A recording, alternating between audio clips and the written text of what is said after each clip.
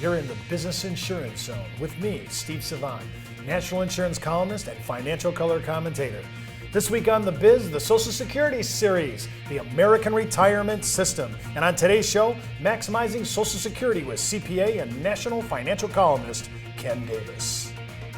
When it comes to life insurance, annuities, long-term care, disability, or group pension plans, we're the news you can use. Well, welcome everyone to the Business Insurance Zone. I'm your host, Steve Savant, and we're broadcasting live to a nationwide audience of financial advisors right here in Fountain Hills, Arizona, home of America's largest fountain. And with me today, Mr. CLU, CHFC, CFP, and CPA, Ken Davis. Hello, Stephen. Ken, welcome back. We're talking about Social Security. It's been since show one yesterday. If you missed it, I just found out there I have $100,000, maybe $200,000 that I could tap into the Social Security system legally based on, what did Ken say? 81 different calculations. Thank God for software. Thank God for computers.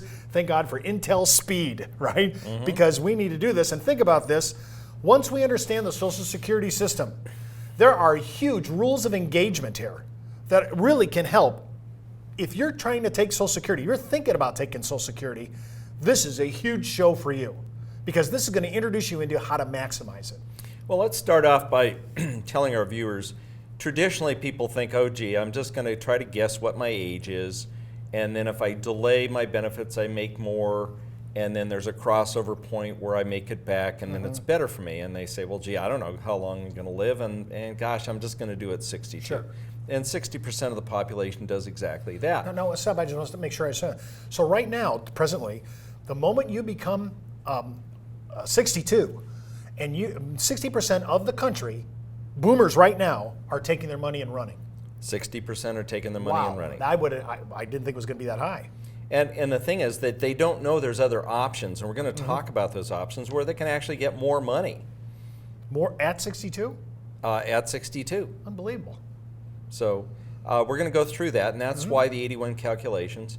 And they may still want to push it out to 66, which is now full retirement age for those electing. And for those that are born in later years, it'll go up to as much as 67 at some point in time. But the point, what's different about this show is, yes, we may be talking about one or both of a married couple being delayed. However, what we're going to talk about is there's three benefits. We're going to talk about how one spouse can elect what we call a spousal benefit and delay the regular benefit, and essentially get extra money. And the as we talked about before, the average person or couple is leaving about $14,000 in benefits on the table for lifetime benefit. And people, the kinds of people that we generally work with are going to be $20,000 to $30,000 left on the table without making proper elections. Now, is that over their lifetime, or that's a lifetime benefit based on today's dollars? So it's not some big inflated number that we're making it look good magically, but those are real dollars in today's dollars. So the average American could be 12, 14 grand. Yeah, the average is 14,000 on the table. Wow. A lot of, a large number of them will be 20 to 30. And here's the cool thing for those that have been paying their maximum Social Security taxes and maxing out on the Social Security system and the formula. The numbers could be 58, they could be 100, and in some cases, if they assume they're going to have long life expectancies, because they say, my mom and dad were around 100, and I'm in great shape, I run every day, and I watch my food and all this other stuff, you could actually be talking 100 to 200,000 additional lifetime benefits. And you know what? I'd spend a few minutes to get an extra 14 or 20,000, and certainly to find out if I could make more than that. Well, that's why I'm not eating right or working out, because I want to make sure there's plenty of money for everybody else in Social Security. Oh, you're so good about that, I'm benevolent Stephen. to the core. Yes, you are benevolent, aren't you? But when we're talking about, I like this idea because even the regular Americans should be looking into this, because it's the average is $14,000. Yeah. Now that's some money, but some of our more opulent or more wealthy Americans it could be six figures.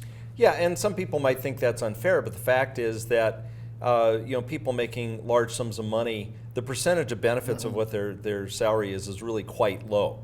And they really don't get the same percentage of their salary that people, so it all kind of balances out. So yeah, it looks like they're going to get more if they use the elections. On the other hand, they paid a whole lot more into the Does system. everybody, but do most advisors know this? Because if we have consumers watching, remember we get a pretty good consumer Right. Viewership. Do they know how to do this? I know you do, and I know people that are experts in this code section of the code really know how to help their clients, and on top of that, they know how certain products can even make it even better in tandem with this. But how many really know this? Because I'm surprised. I about a third of everything you wrote in your major article here, I did not know. Well, let's put it this way. I've always prided myself in knowing a whole lot of information. You've known me for a lot of years. You know that's true. I got my CPA and CFP, CLE, CHFC, and just hours and hours and hours of study. I took a whole course in the master's degree for the financial services. One of the most difficult courses I took, it never talked about any of this stuff. Part of it is we've got new rules that came into being in the year 2000, and I got my degree before then, or that class. So the fact is, most attorneys don't know it, most CPAs don't know it, most financial planners don't know it, most insurance agents don't know it. These are little-known rules that have been around for 12 years, and my theory is it takes time for people to pick up on new stuff. Okay, that's been my observation. But more importantly, 81 plus calculations. It's like, gosh, I know it's there. How do I use it? And now we have some software and tools, and that's not the end all. Software is a good start, but then you have to integrate it with general planning, and there's a lot more to it. So finding a specialist or a planner to work with is important. I got to tell you, if I knew I had a shorter timeline, if I was an average American or I had propensities for certain impairments, I'd want to know about picking up my extra $14K for sure, because that to me is a huge issue. It's our money, isn't it? Yeah. And now they've changed it. Think about this. They were already talking about Social Security going down before 2000. Sounds like they've expanded the law so we can even take more out of it. Yeah. That makes sense. Well, when we come back from the break, we'll address the Social Security spousal benefit, survivor benefit, and beneficiary changes. And don't forget to enroll in our IULUniversity.com for the best training, education, and support when it comes to life insurance as a retirement income plan. You're listening to the insurance industry's #1 resource for products, planning ideas, carrier information, and interviews you can use. When it comes to life insurance, annuities, long-term care, disability, or group pension plans, we're the news you can use. Welcome to the Brokers Alliance Workshop. I'm Jessica Lopez, and that's Steve Savant. What are you doing? I'm collecting all our table shaving manuals for substandard cases for the impaired risk season. Steve means companies who take off 3 to 4 tables using lifestyle credits. But most companies just take a little bit off the top with a planer. But in our workshop, we cut the legs out from under the table to deliver the best offer. If your case has been rated, we'll show you how table shaving with the right company can deliver the best offer. Now that's a table shave. Well, welcome back to the Business Insurance Zone. I'm Steve Savant with Ken Davis. And remember, you can order today's giveaways at thebiz at brokersalliance.com. Our 1040 overlay, huge. The provisional income test to find out if your Social Security is taxed. And our complete Social Security manual that includes Medicare and Medicaid. This thing's about a 50-page report. Just order it at thebiz at brokersalliance.com and I'll send it to you. And just a heads up, before moving forward with any of the ideas you hear on the show, especially today's show, consult your tax advisor and broker-dealer compliance officer. And remember, it's Breast Cancer Awareness Month. So keep in mind that we're setting aside a lot of our substandard cases, such as breast cancer, for the impaired risk season coming up right around Halloween. Now we're talking about Social Security, and I said spousal benefit, but it's actually the primary, right? I mean, really. Well, there's actually 3 benefits here, and let's go through that because it's important to lay the groundwork here. The primary worker benefit is what most people think. When we talk about Social Security benefits, it says, okay, I worked, I qualified over 10 years, and I met my credits, and now I get to draw a benefit based on my work experience. Well, Congress realized along the way, didn't take them long, that especially back when it was formed, is there's a whole lot of non-working spouses, non-working in the traditional business field, but working at home taking care of children. Well, especially back then. Yeah. There was a lot of what we called them housewives back then. They stayed at home and took care of the children, and they're saying, well, gosh, they deserve a benefit as well. So in addition to the primary worker benefit, we need to provide a spousal benefit. Okay, so that's the second benefit. Third benefit is survivor's benefit. They say, okay, well, while they were working, we might have the worker benefit at 100%, the spousal benefit at 50%, so that's 150% benefit. But then what happens when the primary worker dies and that person didn't have their own Social Security benefit, Then what happens? They stay at 50%? Well, no, they allow them to bump it up to 100% of the primary worker's benefit. So there's your three: your primary benefit, your spousal benefit, and your survivor benefit. And what we're going to be talking about in the strategies is that we can actually use those in combination. You can only pick one at a time. Okay, you can't have them all at once for one person. A couple can have one, the husband and the wife. But what we're talking about is choosing which of those three we want, and then we have what we call switching strategies.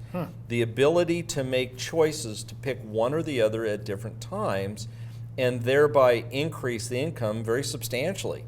We talked before, it could be 14,000. A lot of people are 20 to 30, and some people as high as 60, 100, 200,000 at the max over their life. If they have a longer than average life expectancy. Well, can I stop you there, Ken? Because I thought you said one thing that I also made clarify, because I was unaware of this. Did you say that basically, I always thought I die, whatever my benefit is, my wife gets half of it.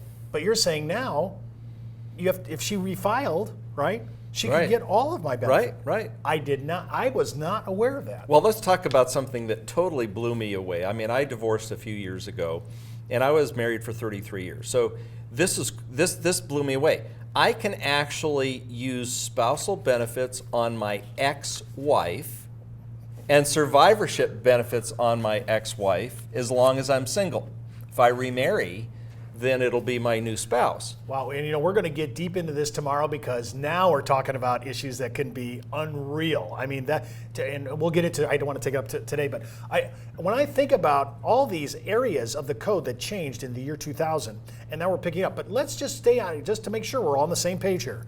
So my wife, I always thought when I die, she'll get half my benefit, but she can go back in, refile, and she gets the full benefit now. Well, what happened there? In fact, in your situation where you have a more traditional family, because I know you, your wife will actually get the spousal benefit when you choose it, somewhere between 62 and 66.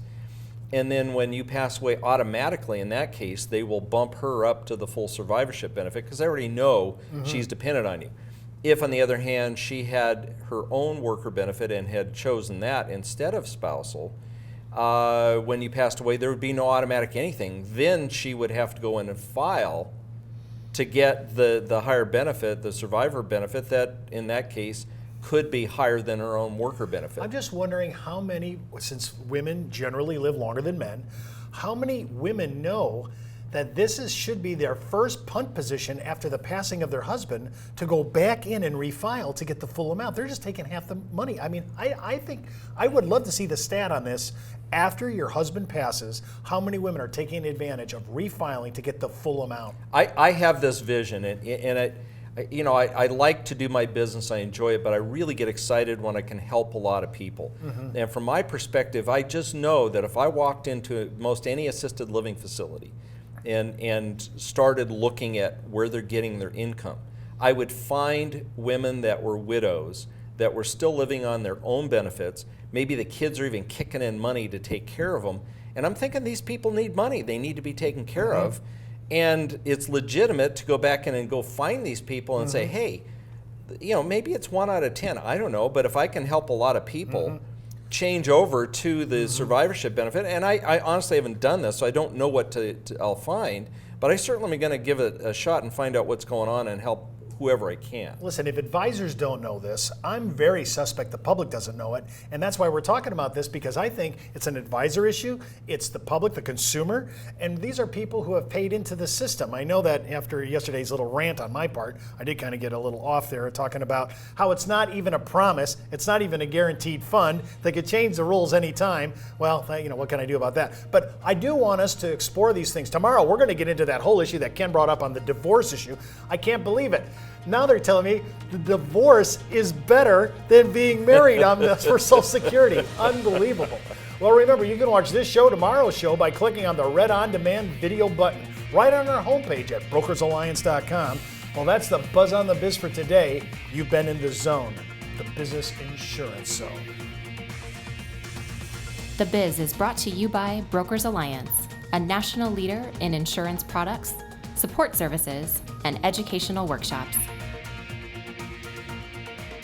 When it comes to life insurance, annuities, long-term care, disability, or group pension plans, we're the news you can use.